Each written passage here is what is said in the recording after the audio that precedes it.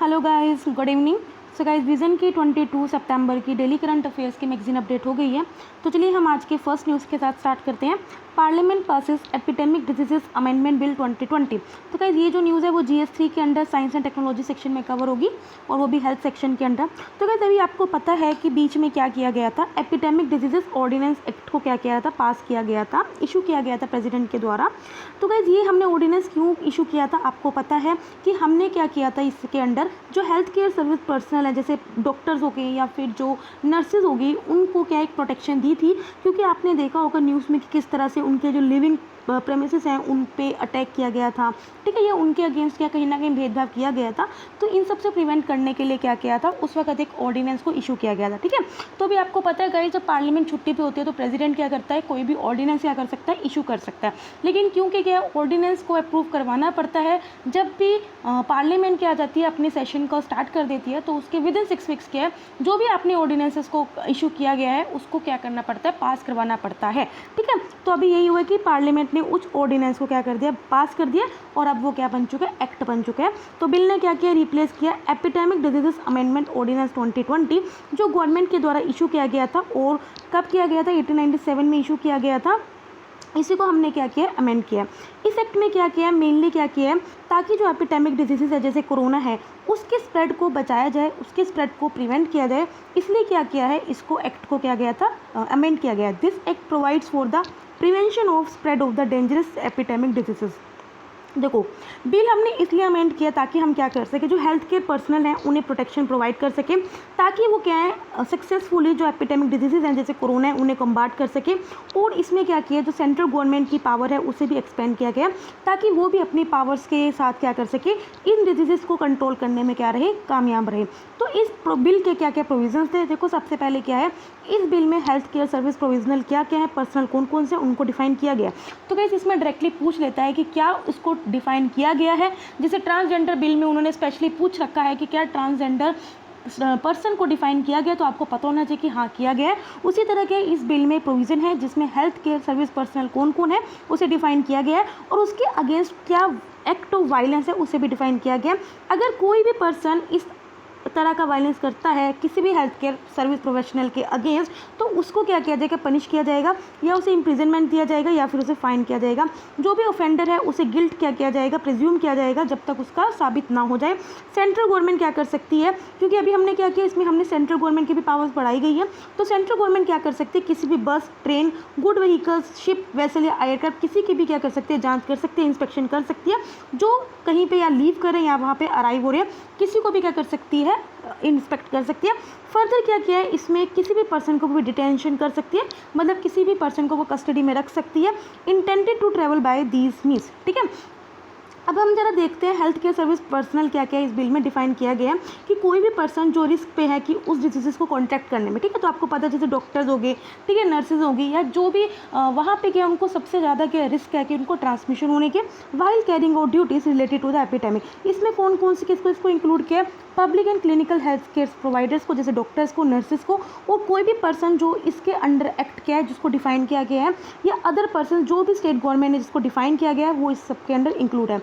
Act of violence में क्या क्या है, देखो, अगर कोई भी पर्सन ऐसे वायलेंस को एक्ट करता है against this people health care professional, जैसे उनको हरेस करना, उनके लिविंग प्रेमिसेस को, उनके वर्किंग कंडीशंस को, या उनकी लाइफ को हार्म पहुंचाना, इंजरी पहुंचाना, हर्ट करना, या फिर जब वो अपनी ड्यूटीज़ कर रहे हैं उनमें क्या करना, ऑब्स्ट्रक्शन करना, एक इम्पीडमेंट प्रोवाइड करना, तो क्या है उनको क्या कर सकते हैं, वो एक वायलेंस ही है। अगर आप उनकी प्रॉपर्टी को डैमेज करो, लॉस करो, या फिर हेल्थ केयर सर्विस पर्सनल के डॉक्यूमेंट्स को आप हार्म पहुंचा रहे हो, तो वो भी क्या वायलेंस में आता है, ठीक है। तो गाइस, आई होप आपको समझ में आया होगा। ये हमने सेम न्यूज़ क्या की थी, PT 365 में कवर की हुई है। रशिया ने रिजेक्ट किया US terms sees minimum chance to extend new START nuclear pact. तो गाइस, ये जो न्यूज़ है ये GS2 के अंडर आएगी, इंटरनेशनल रिलेशंस में। तो गाइस, मैं आपको सबसे पहले बताती हूँ इस न्यूज़ में है क्या। जो क्या है गाइस, यूएस और रशिया में क्या है, 1991 में एक पैक्ट साइन हुआ था जिसका नाम है स्टार्ट, ठीक है। स्टार्ट की फुल फॉर्म है स्ट्रेटेजिक आर्म्स रिडक्शन ट्रीटी। तो आप समझ में आओगे कि इनमें क्या है कि यूएस से और रशिया आपस में इन्होंने एक एग्रीमेंट साइन किया था कि हम क्या करेंगे, यूएस से भी क्या करेगा कि अपनी जो आर्म्स हैं उन्हें क्या करेगा, रिड्यूस करेगा, और रशिया ने भी कहा था कि ठीक है मैं भी क्या करूँगा, आर्म्स को रिड्यूस करूँगा, ठीक है। तो ये 1991 में USSR और यूएसए में क्या हुआ था, एक एग्रीमेंट साइन हुआ था, एक ट्रीटी साइन हुआ था।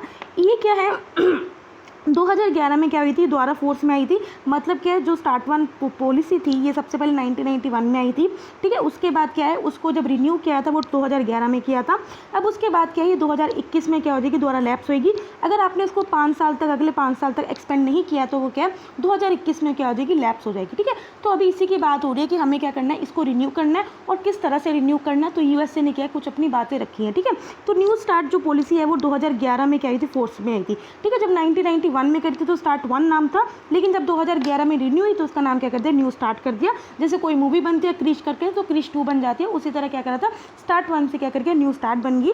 ये फोर्सेबल आई थी 2011 में, जिसका एम यही था कि जो न्यूक्लियर आर्म एग्रीमेंट था दोनों कंट्रीज़ के बीच में, ताकि क्या कर सके यूएस और रशिया दोनों जो अपने न्यूक्लियर आर्म्स हैं उन्हें क्या कर सके, रिड्यूस कर सके, ठीक है। यूएस ने अभी क्या रखा है, जो न्यू स्टार्ट में एक सक्सेस है, मतलब यूएस चाहता है कि इस ट्रीटी को क्या किया जाए, एक्सपेंड किया जाए अगले 5 साल तक, लेकिन वो क्या चाहता है अभी से मल्टीलेटरल बनाया जाए। मतलब अभी तो बाईलेटरल है सिर्फ यूएस और रशिया के बीच में, लेकिन वो चाहता है कि इसको मल्टीलेटरल बना के इसमें चाइना को इंक्लूड किया जाता है। अब यूएसए क्यों चाहता है कि चाइना को इंक्लूड किया जाए, क्योंकि यूएसए को दिक्कत है कि यार अगर हमने चाइना को इसमें इंक्लूड नहीं किया तो चाइना के पास जो न्यूक्लियर का जो स्टॉक है वो कहीं ना कहीं डबल हो सकता है अगर ट्रीटी को कंटिन्यू करा जाए बिना चाइना के, ठीक है। US is worried that China's nuclear stock pile could be doubled if a treaty continued without China, ठीक है। लेकिन रशिया ने इसको अपोज किया और बोला कहीं ना कहीं हमारी पोजीशन का ये जानबूझ के डिस्टोर्शन करना है। इन्होंने बोला कि चाइना का, अगर हम चाइना के इन्वॉल्वमेंट को कहीं ना कहीं क्या है, रशिया ने अपोज किया, क्योंकि रशिया ने बोला कि जो यूएस और रशिया की जो अभी लिमिट है न्यूक्लियर आर्मामेंट्स की वो सिर्फ 11 मतलब कि नियर अबाउट दोनों कंट्रीज़ के 1550 न्यूक्लियर जो आर्म्स है वो अपने पास रख सकती है, जबकि चाइना को जो अभी जितना स्टॉक है वो कितना, ओनली 290 वार हेड्स है, ठीक है। तो इसलिए क्या रशिया ने इसको अपोज किया। उल्टा क्या, चाइना ने भी ऑलरेडी इस नेगोशिएशन को क्या रेफ्यूज़ कर दिया कि नहीं भी मैं नहीं बनने वाला हूँ। यूएसए ने चाहे बोल दिया कि हमें चाइना को बनाना चाहिए, लेकिन चाइना ने क्या सीधा मना कर दिया, नहीं भी तू हाँ भी बोलेगा मैं फिर भी नहीं आऊँगा, ठीक है। इससे पहले भी क्या यूएसए ने ऑलरेडी क्या किया, जो इसके अलावा जो न्यूक्लियर आर्म्स कंट्रोल अकॉर्ड्स हैं या जो ट्रीटीज़ हैं उसमें से ऑलरेडी यूएसए ने क्या अपने आप को विड्रॉ किया गया, जैसे intermediate range nuclear force treaty, इन सब से, ठीक है।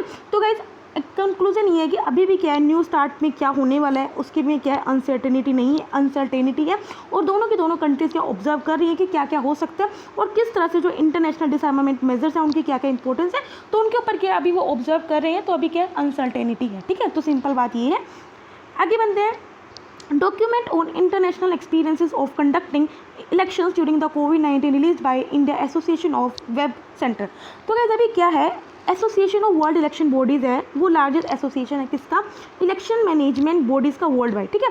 तो कहते ये जो न्यूज़ है ये GS2 में इंटरनेशनल रिलेशंस में ही कवर होएगी, ठीक है। तो आपको पता है लास्ट ईयर क्या इंडिया ने इसको हेड किया था, किसको, association of world election body को, 2 साल तक करेगा, 2019 से 2021 तक। जो association of world election body है वो लार्जेस्ट एसोसिएशन है किसका, इलेक्शन मैनेजमेंट बॉडीज़ का। एट प्रेजेंट क्या है, जो इसके अंदर कितने मेंबर्स हैं, 115 मेंबर्स हैं, और साथ में क्या 16 रीजनल एसोसिएशन हैं जो इसके एसोसिएट मेंबर हैं, ठीक है। इंडिया क्या है, इंडिया ने जो अपनी ब्रांच है association of world election body की, वो कहाँ पे, न्यू दिल्ली में मतलब कि सेटअप की गई है, जिसका काम क्या है कि हमें क्या करना है, किस तरह से इसके अंदर जो मेंबर्स हैं उनकी कैपेसिटी को बिल्डअप करना है, और हम क्या क्या बेस्ट प्रैक्टिसेस लेके आ सकते हैं ताकि हम क्या कर सकें, एक दूसरे के साथ शेयर कर सकें regarding documentation, research and the training. अब कोविड-19 कोरोना के चलते चलते क्या इशूज़ फेस कर रही है हर एक कंट्री, तो भाई सबसे पहले तो इशू यही फेस करे कि हम अभी कोरोना चल रहा है तो क्या इलेक्शंस कंडक्ट करानी चाहिए या फिर उन्हें पोस्टपोन करना चाहिए, ठीक है। और हमें क्या करना चाहिए, किस तरह से हम जो पॉलिटिकल कैंपेनिंग है उन्हें चेंज कर सकते हैं ताकि ह्यूमन टू ह्यूमन कॉन्टैक्ट ना हो। तीसरा यही है कि अभी क्या आपको पता है कोरोना चल रहा है तो जो भी पार्टी पावर में है वो क्या करेगी, लॉकडाउन करेगी, रेस्ट्रिक्शंस लगाएगी, तो वो कहीं ना कहीं क्या इन सब के क्या है, इन सब के बहाने क्या कर सकती है, अपनी पावर को मिसयूज़ कर सकती है, ठीक है। मतलब कि क्या है, कहने को वो ऊपर ऊपर से बोल देगी कि हम तो क्या कर रहे हैं, जनता की भलाई में कर रहे हैं, लेकिन क्या कर लेगी, वो अपने बेनिफिट के लिए काम कर रही है, ठीक है। Party in power armed with enhanced authority to enforce lockdown and other restrictions is more likely to misuse the power of its benefit, ठीक है। अभी इंडिया ने क्या क्या स्टेप लिए, देखो इंडिया ने ये स्टेप लिए, इलेक्शन कमीशन ने बोल दिया कि हम क्या करेंगे, कैंपेन एक्सपेंडिचर लिमिट को बढ़ा के कितना बढ़ाएंगे, 10% बढ़ाएंगे।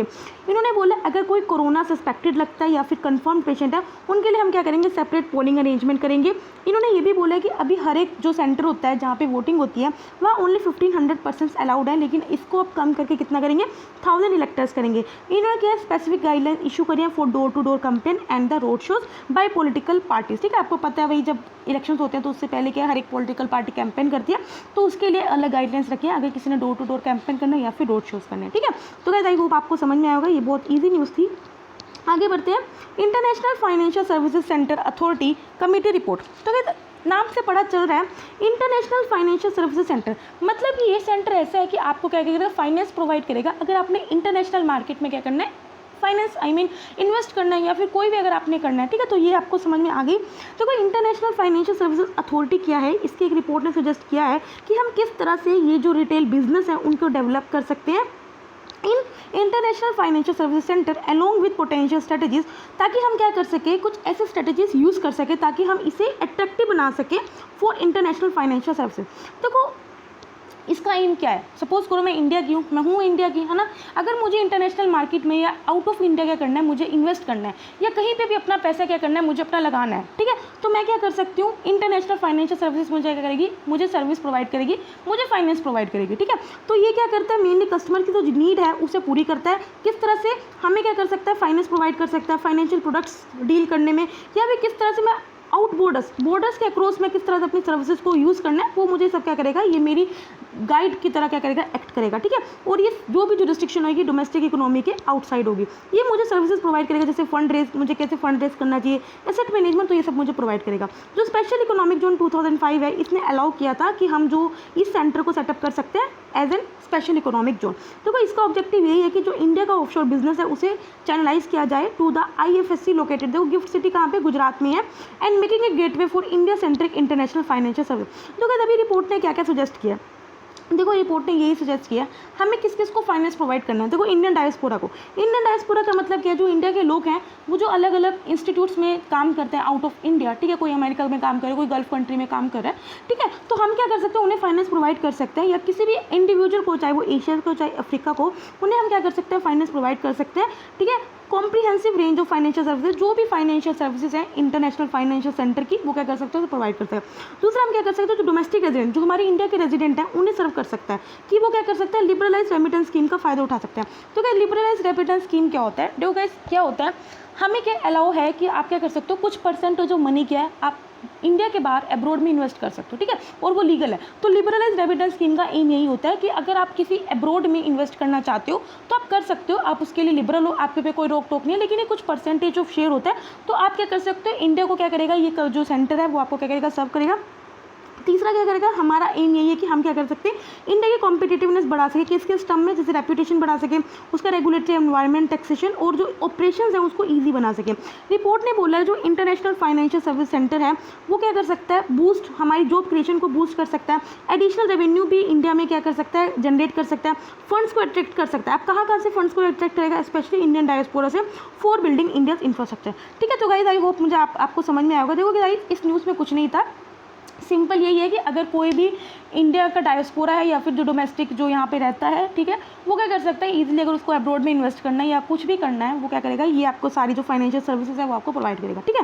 सिंपल यही था। नेक्स्ट न्यूज़ पे पढ़ते हैं हम अपनी, Lok Sabha passes the bilateral netting of qualified financial contracts bill. तो क्या अभी आपको इसमें दो चीज़ें समझने की है, बाइलेटरल नेटिंग क्या होती है और फिर है क्वालिफाइड फाइनेंशियल कॉन्ट्रैक्ट बिल। तो गाइस ये तो आपको समझ में आ रहा है, फाइनेंशियल कॉन्ट्रैक्ट है, मतलब कि देखो क्या होता है, जो क्वालिफाइड फाइनेंशियल कॉन्ट्रैक्ट होता है वो बाइलेटरल कॉन्ट्रैक्ट होता है, ठीक है, मतलब दो जनों में कॉन्ट्रैक्ट होता है, लेकिन किस किस में, वो कॉन्ट्रैक्ट जो एक रेलेवेंट अथॉरिटी हो, ठीक है, मतलब कि जैसे RBI हो गया, SEBI हो गया, IRDAI है, उन दोनों के बीच में क्या है, मतलब कि एक रेलेवेंट अथॉरिटी है, इसके साथ किसी का कॉन्ट्रैक्ट, अब दूसरी किसके साथ कॉन्ट्रैक्ट होगा वो यही चूज़ करेगी। मतलब क्या आएंगी, जो ये अथॉरिटीज है जैसे RBI होगी, SEBI होगी या IRDAI होगी, ये क्या कर सकती हैं, किसी भी अथॉरिटी को क्या कर सकती हैं, डेजिग्नेट कर सकती हैं, क्या, क्वालिफाइड फाइनेंशियल कॉन्ट्रैक्ट, मतलब कि कोई और एंटिटी इनके साथ क्वालिफाइड फाइनेंशियल कॉन्ट्रैक्ट में क्या कर सकती हैं, आ सकती हैं, जैसे NBFC हो गया, कोई पेंशन फर्म हो सकती है, अगर वो इनके जुरिस्डिक्शन के अंदर जो काम कर रही है वो उनके साथ क्या कर सकती है, पार्टिसिपेट कर सकती है इस डील में, ठीक है। दीज अथॉरिटीज में designate entities such as NBFC और pension firms functioning under its jurisdiction as qualified financial market participant to deal in qualified financial contract, ठीक है। तो गाइस आपको समझ में आ गया, नहीं समझ में तो मैं आपको बताती हूँ। तो गाइस क्या है, क्वालिफाइड फाइनेंशियल कॉन्ट्रैक्ट कुछ नहीं है, दो जनों में एग्रीमेंट है, ठीक है, लेकिन वो क्या है, रेलेवेंट अथॉरिटी है, ठीक है, जैसे रेलेवेंट अथॉरिटी होगी RBI, ठीक है। अब ये RBI खुद चूज़ करेगा कि कौन सा फंक्शन, कौन सी जो एंटिटी है जो इसके अंडर एग्रीमेंट में आएगी, ठीक है। तो जो इसके साथ एग्रीमेंट में आएगी तो उनको क्या बोल देंगे, क्वालिफाइड फाइनेंशियल कॉन्ट्रैक्ट, ठीक है। तो गाइस आई होप अब आपको समझ में आया होगा। अब हम आगे बढ़ते हैं इस न्यूज़ में। अभी देखो बिल ने ये अमेंड कर दिया कि अगर कोई भी बायलैटरल नेटिंग में आता है तो उसे एक लीगल फ्रेमवर्क दे दिया है। ठीक है, देखो गाइस क्या होता है, अभी तक जो इंडिया के लॉज थे उन्होंने बायलैटरल नेटिंग को क्या किया था, अलाउड नहीं किया गया था। अब भाई बायलैटरल नेटिंग क्या होता है? बायलैटरल नेटिंग देखो सिंपल होता है, सपोज करो ये मेनली दो जनों में एग्रीमेंट होता है। ठीक है, ये ए है, ये बी है। ठीक है, इसने बोला कि मैंने आपके 100 रुपये देने हैं, बी ने बोला ठीक है मुझे आपके 90 रुपये देने हैं। ठीक है, अभी अगर देखा जाए तो 190 रुपये इन्होंने क्या आपस में एक दूसरे के हमने देने हैं। ठीक है, लेकिन अब क्या कर रहे हैं, एक दूसरे से क्या कर रहे हैं, सुलह कर रहे हैं कि चलिए ठीक है एक काम कर, तू मुझे 95 रुपये दे दे। ये बोला चल यार ठीक है तू भी मेरे को इतने रुपए दे दे। ठीक है, तो ये क्या कर रहे हैं, अपने आप में क्या कर रहे हैं, एक मतलब कि फाइनल पॉइंट पर है कि ठीक है मतलब कि अपना सुलह करें। ठीक है, तो इसे बोलते हैं बायलैटरल नेटिंग। ठीक है, अभी मैं आपको इसको पढ़ दूंगी तो आपको समझ में आ जाएगा। Bilateral netting agreement enables two counter parties in a financial contract to offset claim, मतलब कि एक दूसरे का जो क्लेम है उन्हें क्या करना, निगेट करना against each other to determine a single net payment obligation. और एंड में जो सिंगल पेमेंट जो ऑब्लिगेशन है उस पर क्या करना, आपने एग्रीमेंट करना है that is due from one counter party to the other. Example इन्होंने ये दिया, सपोज करो दो बैंक है ए और बी, बैंक ए ने क्या बी के 100 रुपये देने हैं और बैंक बी ने ए के 90 रुपये देने हैं। तो ग्रोस एक्सपोजर तो कितना हो गया 190, मतलब कि कुल मिला के तो कितने हो गए 190। लेकिन बायलैटरल नेटिंग क्या है, अलाउ करती है कि हम क्या करेंगे 190 रुपये को अलग रखें, लेकिन जो रिस्क प्रपोजल कितना है, रिस्क कितना है ओनली ₹10 का है ना, मतलब कि एक्चुअली तो ₹10 है सिर्फ। तो ये होता है बायलैटरल नेटिंग। तो इंडिया में क्या है, अभी तक क्या है, बायलैटरल नेटिंग को अलाउ नहीं करा था, लेकिन मल्टीलैटरल नेटिंग को क्या अलाउ किया है, जिसमें जो पार्टीज हैं वो क्लेम्स को क्या कर सकते हैं, निगेट कर सकती है against each other through a central counter party. ठीक है, जो ग्लोबल रेगुलेटरी बॉडीज है जैसे बेसल कमेटी है वो भी क्या कर सकती, वो भी बायलैटरल नेटिंग को क्या करते हैं, सपोर्ट करती है। अब बायलैटरल नेटिंग से इंडिया को किस तरह से हेल्प मिल सकती है, सबसे पहले जो क्रेडिट रिस्क है उसको रिड्यूस होगा, जो बैंक्स पे जो बर्डन होगा ठीक है वो भी रिड्यूस होगा। ठीक है, दूसरा क्या, जो बैंक्स की जो लिक्विडिटी नीड्स रहती हैं हमेशा, जो हेजिंग कॉस्ट है वो भी रिड्यूस हो गया, क्योंकि जो प्राइमरी डीलर्स या जो अदर मार्केट मेकर्स हैं वो क्या करेंगे, अब ज़्यादा से ज़्यादा पार्टिसिपेट करेंगे किसमें, ओवर द काउंटर डेरिवेटिव्स में। ठीक है, अब ओवर द काउंटर डेरिवेटिव्स क्या होते हैं, वो सिक्योरिटीज होती हैं जो नॉर्मली डीलर नेटवर्क के थ्रू ट्रेड की जाती है, ना कि किसी सेंट्रलाइज एक्सचेंज के द्वारा। ठीक है, इससे हम क्या कर सकते हैं, एक एफिशिएंट रिकवरी मैकेनिज्म को एस्टेब्लिश करेंगे for financial contracts under instances of default by a counter party. ठीक है, तो गाइस आई होप आपको समझ में आया होगा। ये जो टॉपिक है ये इकोनॉमिक्स में ही आएगा GS3 के अंडर। चलते हैं अब छोटी छोटी न्यूज़ पे। Parliament pass the insolvency and the bankruptcy code second amendment bill 2020। तो क्या अभी पार्लियामेंट ने इस बिल को क्यों पास किया, आपको पता है कि अभी कोरोना के चलते हुए हर एक कंपनी पे, हर एक जो फैक्ट्री है, हर एक जो इंडस्ट्री है उसमें क्या है, बहुत ज़्यादा क्या है इकोनॉमिकली इम्पैक्ट पड़ा है, जिस वजह से क्या है हर एक जो फैक्ट्री है या जो इंडस्ट्री है वो कहीं ना कहीं क्या है इंसॉल्वेंट होने की राह पे है। इसलिए क्या है कहीं उसकी कंपनी के अगेंस्ट जो इंसॉल्वेंसी प्रोसीडिंग शुरू ना हो जाए, इसलिए उसको प्रिवेंट करने के लिए क्या किया पार्लियामेंट ने इस बिल को पास किया। ठीक है, इस बिल ने क्या किया, जो insolvency and the bankruptcy code 2016 का उसको अमेंड किया, जो कि क्या करती है एक इंडिविजुअल के अगेंस्ट या कंपनी के अगेंस्ट जो इंसॉल्वेंसी की प्रोसेस से उसे रिजॉल्व कर दिया। इसका एम यही है ताकि कोई भी जो कंपनी स्ट्रेस में है, स्ट्रेस फेस करे, कोविड-19 की वजह से इंसॉल्वेंसी के अंदर चली गई है, उसके अगेंस्ट क्या इस प्रोसीडिंग्स को ना शुरू किया है। इस प्रोसीडिंग्स को प्रिवेंट करने के लिए क्या किया, इस एक्ट को लेके आए हैं। बिल प्रोवाइड करता है अगर जो भी बंदा डिफॉल्ट हुआ है, कब 25 मार्च से लेके इससे अगले 6 महीने तक जो भी बंदा डिफॉल्ट होएगा उसके अगेंस्ट क्या किया जाएगा, इंसॉल्वेंसी रेजोल्यूशन प्रोसेस को शुरू नहीं किया जाएगा, ना ही किसी कंपनी के द्वारा इसको इनिशिएट कर सकते हैं, ना ही किसी क्रेडिटर के द्वारा। एक प्रोविजन भी है इसको कि 6 मंथ्स और इसको भी एक्सटेंड कर सकते हैं। ठीक है, optical fibre village connectivity project घर तक fibre scheme launch in Bihar. तो गाइस ये क्या, देखो ये डिपार्टमेंट ऑफ टेलीकम्युनिकेशन के द्वारा इसको लॉन्च किया गया है और इसको इंप्लीमेंट कौन करेगा, commerce service centre that is the e governance service limited, जो कि एक स्पेशल पर्पस व्हीकल है किसका, ministry of electronics and IT का। तो गाइस इसका एम क्या है, ताकि हम क्या कर सके इंटरनेट कनेक्टिविटी प्रोवाइड कर सके हर एक विलेज में, किसके, बिहार के हर एक विलेज में हम क्या कर सके कनेक्टिविटी प्रोवाइड कर सके, किसके थ्रू, एरियल ऑप्टिकल फाइबर के थ्रू। इसमें क्या करेंगे, एक विलेज में कम से कम एक पब्लिक वाईफाई होगा। ठीक है, और साथ में मिनिमम 5 क्या आएंगे फाइबर टू होम कनेक्शन होंगे। ठीक है, देखो ऑब्जेक्टिव ये है कि हमें क्या करना है, हर एक जो विलेज है उसको डिजिटल विलेज में कन्वर्ट करना है, ताकि हम हर एक विलेज में, हर एक विलेज को डिजिटली एम्पावर बना सके, अवेयरनेस प्रोवाइड कर सके, और एक जो गैप होता है ना अर्बन और रूरल एरिया में, उसको हम क्या कर सके, ब्रिज कर सके, और मतलब कि उनके डोर स्टेप पे क्या कर सके, डिजिटल विंडो प्रोवाइड कर सके। नेक्स्ट है first direct cargo ferry services between India और मालदीव। तो गाइस इंडिया और मालदीव के बीच में क्या है, ताकि जो ट्रांसपोर्टेशन हो सके गुड्स का, तो इसके लिए क्या है, एक कार्गो फेरी सर्विस को स्टार्ट कर दिया गया। इससे क्या डायरेक्ट कनेक्टिविटी मिलेगी for movement of cargo between India और मालदीव के बीच में। इससे क्या होगा, जो इंडिया और मालदीव के बीच में जो बायलैटरल ट्रेड है वो भी बढ़ेगा। अब ये देखा जाए तो इंडिया और जो मालदीव है वो काफ़ी पास पड़ते हैं, लेकिन फिर भी क्या है, इंडिया और मालदीव का ट्रेड आपस में इतना नहीं है। मालदीव का जो इंडिया है वो 4th लार्जेस्ट ट्रेड पार्टनर है डिस्पाइट द ज्योग्राफिकल प्रॉक्सिमिटी। ठीक है, इससे क्या होगा, जो हमारी ट्रांसपोर्टेशन कॉस्ट है वो घटेगी, टाइमली मैनर में, शॉर्ट मैनर में, कॉस्ट इफेक्टिव मैनर में क्या ट्रांसपोर्ट हो पाएगा। इससे ये जो सर्विस है हर मंथ 2 बार चलेगी। और ऑपरेट कौन करेगा इसको, shipping corporation of India. Draft guidelines for Covid vaccine. तो क्या अभी गाइडलाइंस है कुछ इशू की गई, किसके द्वारा, drug controller general of India के द्वारा। किसके लाइन पे, बिल्कुल जैसे WHO गाइडलाइंस क्या करता है, इशू करता है, उसी सेम लाइन पे क्या गया, drug controller general of India ने गाइडलाइन इशू की है। कंडीशन क्या, कोई भी वैक्सीन अगर आता है तो उसकी सबसे पहले कंडीशन ये होना चाहिए, कम से कम वो वैक्सीन, अगर हम जितने लोगों को वैक्सीनेट किया कम से कम वो 50% पीपल को प्रिवेंट कर सके या उसकी जो सेवरिटी है उसको डिक्रीज कर सके। इसको शो करना होगा एंटीबॉडी क्या है, या फिर T-सेल्स रिस्पॉन्स का मतलब कि कम से कम 1 साल तक तो वो इन्फेक्शन द्वारा ना आए। वैक्सीन जो भी अब्रॉड में डेवलप होएगा वो मतलब कि परमिशन ले सकता है कि वो पहले हमारी इंडिया में क्या कर सकते हैं, क्लिनिकल ट्रायल कर सके। ठीक है, तो यही है। अब है रॉकेट लॉन्चिंग पोर्ट। तो क्या आपको पता है अभी तक इंडिया में क्या है, रॉकेट लॉन्च करने का एक ही पोर्ट है, दैट इज द श्रीहरिकोटा में।